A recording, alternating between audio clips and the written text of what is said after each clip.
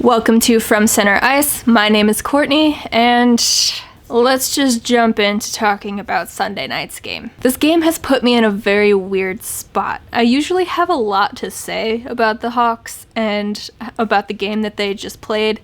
This one just kind of left me sad, and I don't have a whole lot to say about it. You already know they lost. You already know they gave up a ton of goals. You already know they didn't score a bunch. I feel like we all thought that maybe they would look better against the Panthers. They're not the Tampa Bay Lightning. It was their first game of the season. But once again, the Hawks looked like the worst team. I've tried very hard to be positive during the start of this season. I took a lot of positives away from the first two games in Tampa. We knew it was going to be a bad team. I was just going along with it, pointing out the positives as we went. But something about Sunday night's game just wasn't okay. So let's go over the 3 questions that I had for that game, and maybe it'll spark some discussion there. Question number 1. Does Dylan Strome stay on the wing? So for game number 2 against Tampa Bay, there was a few line mix-ups. The first line consisted of DeBrincat, Pius Suter, and Patrick Kane, which moved Dylan Strome down the lineup to be on a line of Philip Kurashev himself and Dominik Kubalik. He seemed to be more effective. He could rely a little bit more on his offensive talent rather than being a two-way player, but he still took the faceoffs, and he's been pretty good at those. Going into game number 3, he remained on the wing for the most part. He saw a few shifts with DeBrincat and Kane, and he was with them on the power play, but so was Andrew Shaw, so they kind of shared that center duty. And the power play is a bit different. People can play wherever the hell they want. So, yes, for the most part, Dylan Strome stayed on the wing. We still didn't see that line produce, but Philip Kurashev had one of the best chances of the game that didn't go in because Chris Driedger absolutely robbed him, and it was very annoying. Gotta hand it to him though, it was one hell of a save. Question number 2. Will Ian Mitchell see more ice time? Yes. Game number 2 against Tampa Bay, he played just under 12 minutes. And in the first game against the Panthers, he had over 18 minutes. I would say that's an improvement. Adam Boqvist did get benched for a small portion of the game, so I'm assuming that's where Mitchell's shifts increased. Either way, he got more ice time, he still looked good, and I remain impressed with our rookie defender. His ability to make passes out of the defensive zone become more and more apparent each game that goes by, and he's getting more comfortable in his own end playing the NHL game as well. If there weren't some big names also coming into the league this year, say Alexis Lafreniere,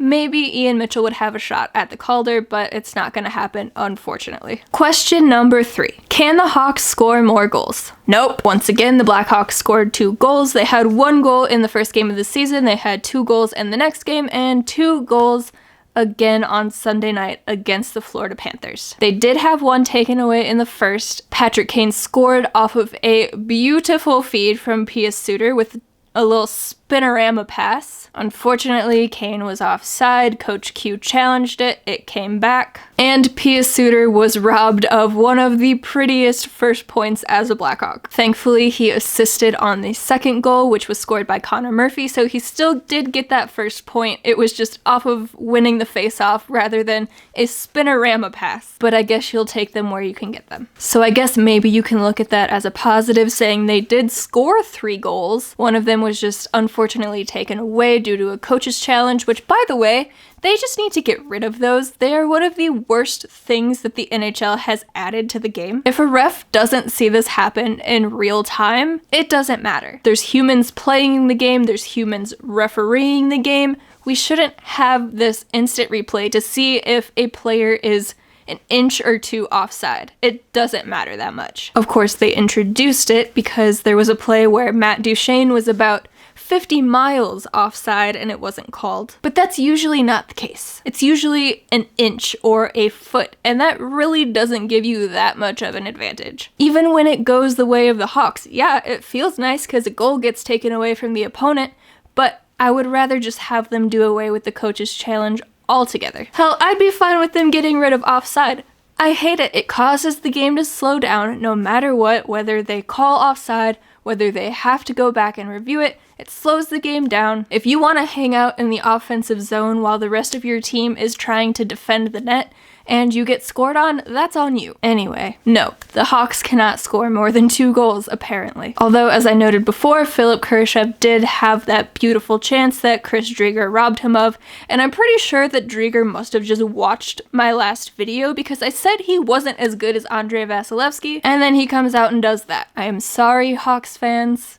You can blame me. But put most of the blame on our team because they just need to try more and get better chances, or just shoot it at the net at all. The second goal that went in was a Connor Murphy wrister from the blue line, and it went off of a defender and in the net. Just get the puck toward the net. But you have to have possession of the puck first and be in the offensive zone, which is something that they very much struggled with on Sunday. They were very sloppy. Their passes were not connecting. They weren't getting zone time. And this is why Sunday's game upset me more than the 2 against Tampa. They just didn't look as good as they did in those 2 games, which is kind of funny because they really didn't look great. But maybe I just made myself feel better saying that they were playing the best team in the league. Of course they're not going to look great. So then they come out against an average to good team and they look like crap. So that is just very difficult to come to terms with, and I know you're probably feeling the same way. Maybe you're a little more positive than I am after this game. I had the positivity after the first 2. Maybe you're carrying it after this one, because I certainly am not. So let's leave that game behind and move on to game number 4. I certainly have some questions for this team, so let's get to those. Question 1. Will the Hawks allow less than 5 goals? Probably not. That's been a trend. They've allowed 5 goals in each game so far. They've been outscored 15-5. It's all just rather upsetting. Question 2. Is it possible for the Blackhawks to have sustained offensive zone time? It certainly didn't seem like it on Sunday night. Granted, Florida was very good at keeping the puck away from them, especially when the Hawks were on a power play.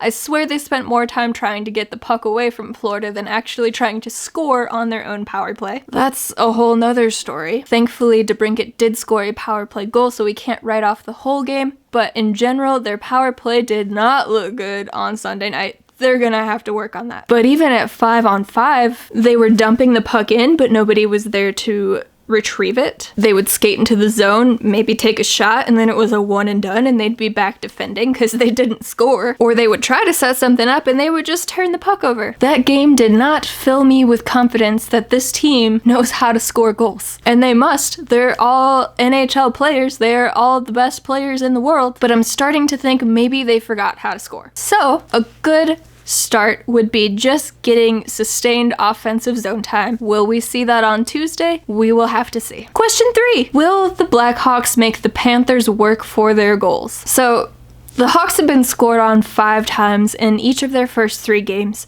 A common trend in those is the puck going off of one of our defenders and into the net, or just leaving a shooter wide open in front of the net to get an easy shot on goal, leaving our goaltenders helpless. Sure, you want a big save now and then, but with 2 unproven goaltenders in net, you can't expect that every night, so you can't just leave these shooters wide open in front of the net. I'm just saying, a good way to start to cut down those goals against would be to not tip them in yourself, or pick up your defensive assignment. Get between the puck and the net. Block a few shots. Help your goaltender out. What you don't do is whatever the Hawks have been doing up until this point, because that results in 5 goals against per game. And I don't know about you, but I don't think that this Blackhawks team is going to start scoring 6 goals a game anytime soon. So they need to stop letting in 5 if they want to win. There they are. Those are my 3 questions for Tuesday night's game against the Florida Panthers. They will be back in Sunrise, and then after this, they are finally coming home to the United Center. Maybe that will make them play better, or maybe not. They will be facing Detroit. Thomas Greiss has been very good for them, so this is probably going to be a disaster. But before we get to that series with Detroit, they still have to play this final game against the Panthers.